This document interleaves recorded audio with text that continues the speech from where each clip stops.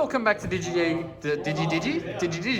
How many Digis are in our title? Too many. Too many Digis, but welcome back to Digi, however many Digi-AU.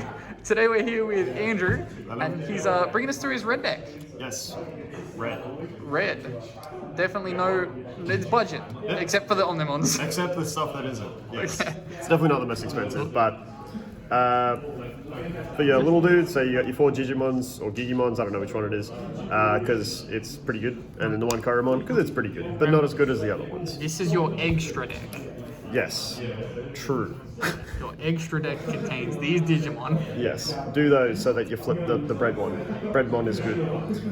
For rookie, so this is your level up strat. So I've got 2 Gearmons because it's decent, but the other stuff's better, so that just ran it to the 14. We got 4 Beermons because it costs 2 to play and it's red, so helps summon. And so does Monodramon. These cards literally are the same thing with a different picture. 4 Agumons because it makes your stuff stronger, and yeah, he's a good card. So it's 14 rookies in total. For the champions, we've got 12, so just your 3 staples. So Greymon to give the extra security attack, just so you swing harder. That is such a free inherited effect of just security so effect. good. Let's say +1 on the inherit. Check 2, by the way, yeah. Dark Tyrannomon, because 1 memory going into a champion to draw and power up is stupid, and I love it. And then 4 Quadramon, because you're only blocker. Card's pretty good. So level 5, so this one you just want to go with the cheapest shit possible, because you're just using this to get to the 6s really quick. So Grandramon, it's a piece of shit, but it is 2 memory to level into, so if possible you try and keep this in your breeding area when you're leveling it up. You can risk it on the field, but it will die pretty quick, so it's best not to swing with it. And then your Lava Greenamon, which is a much stronger version of the exact same thing. Especially if you've got an Agumon under this is relatively safe to swing into securities with, because 8, 9, 10,000 DP, it's not bad, but Grandramon, it's just going to die. You can get through to like your level 6 packages in this deck with like, what, 3 energy? Or 3? I think the quickest way is about 6, I think. 6, so okay. 2 into Champion, 2 into Ultimate, 2 into Mega. Okay. So for my Mega package, so we've got 2 Blitz Greymons, just to help beat over your combo ones against like Blue Deck's Alt Force Vmon, or anyone who has any good stuff kind of built onto a package.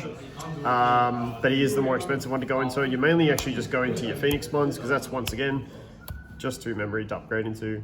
Huge swinging, so ideally you have your Greymon under it to swing for extras, and just value trade off if you need to. Card's Such amazing. A free line to go through. It's so good, it's so quick, and then obviously it's just so good because consistency wise, because you're just drawing all the time, you're rolling all the time. 2 money cards, 2 Omnimons. You could run more, you could run less. Like it's, I found 2 to be perfect, because even 1 is sometimes stranded in your hand, especially if your opponent's keeping you off the board. So personally, I'm not too fond of the idea of having a deck full of Omnimons. I know a lot of people go on 3, 4, 5, 6, depending on which versions, but I found this pretty good, so good.